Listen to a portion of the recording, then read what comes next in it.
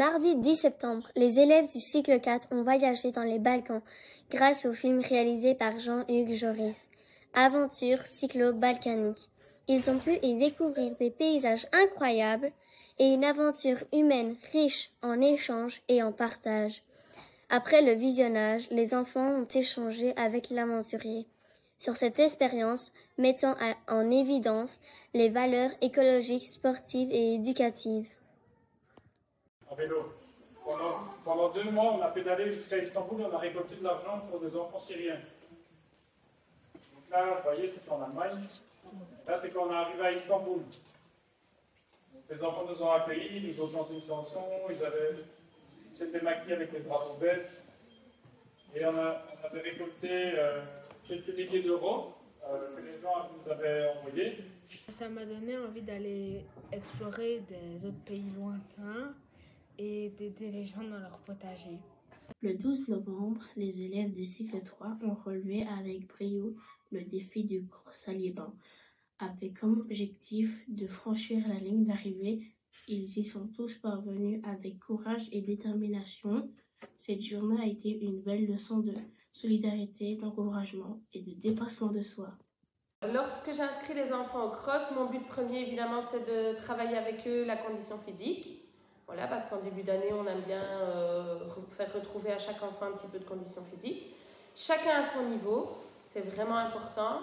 Que chacun prenne du plaisir à sa manière et surtout, moi ce que je leur dis toujours, c'est qu'ils aillent au bout des choses.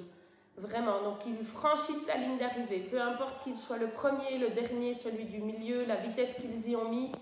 Moi, tout ce que je leur demande, c'est d'arriver vraiment à franchir cette ligne et à donner le meilleur d'eux-mêmes.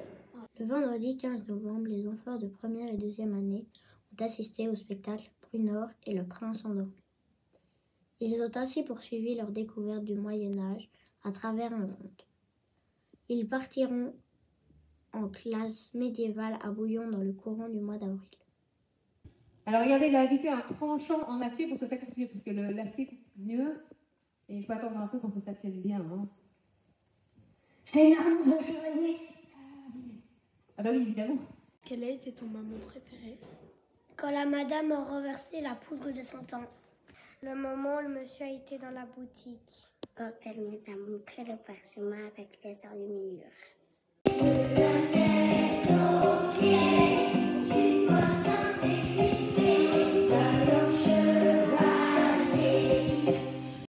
Le 29 novembre, les élèves de 4e primaire ont visité le musée de la guerre à Bastogne. Cette visite leur a permis de découvrir l'histoire de la Seconde Guerre mondiale et le rôle joué par la ville de Bastogne pendant la bataille des Ardennes. Les élèves ont également pu observer des objets d'époque et des témoignages émouvants qui les ont aidés à mieux comprendre cette période historique. Une expérience enrichissante qui restera gravée dans leur mémoire. Pourquoi avez-vous fait cette visite ? Alors, nous avons décidé de faire cette visite parce que dans le programme de 4e primaire, nous devons aborder les 2 grandes guerres mondiales qu'ont subi notre pays. Et de plus, cette année, c'est une année particulière parce que cette année, nous fêtons les 80 ans de la bataille des Ardennes. Ici, c'est ce qu'on appelle le QG. Donc, à certains moments, de repasser au QG pour essayer de décoder des messages secrets. Que retiens-tu de la visite ? Je retiens que les tanks américains ont une étoile et que le Mardasson est en forme d'étoile. Les Américains ont amené les cigarettes, le bacolan, le chocolat. Ce qui m'a marqué, c'était les chars américains et les bombes. Les conditions de vie des soldats et le nombre de morts, 50 millions. Avez-vous aimé cette visite et pourquoi ?